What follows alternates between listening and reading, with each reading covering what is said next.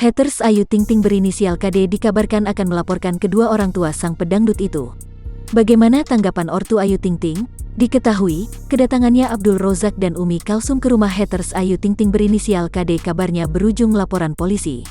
Dilansir tribunnews.com sebelumnya kuasa hukum KD, Bambang Wahyu Widodo mengatakan akan melaporkan ayah Rozak dan Umi Kalsum ke Polda Jatim. Rencana kita akan melaporkan ke Polda Jatim, kata Bambang Wahyu Widodo.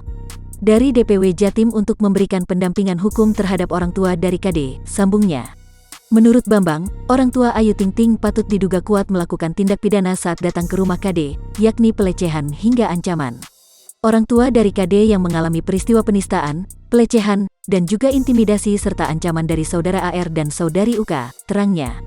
Dikutip Tribun Jakarta dari Tribun Bogor, ayah Rozak kemudian menanggapi pelaporan tersebut. Yang haters itu ya, banyak hujatan banget kepada anak ayah, Ayu, cucu ayah, Bilkis.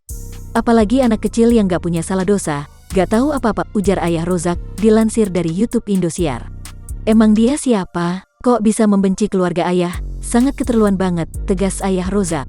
Ayah Rozak lalu mengatakan KD berani melaporkan dirinya, karena ia sedang berada di luar negeri. Sekedar informasi, KD merupakan tenaga kerja wanita, TKW, yang mengadu nasib di Singapura. Dia berani karena dia ada di luar negeri. Coba tinggalnya aja di kampung. Kemarin ayah kan ke kampung halamannya, ada emak bapaknya aja.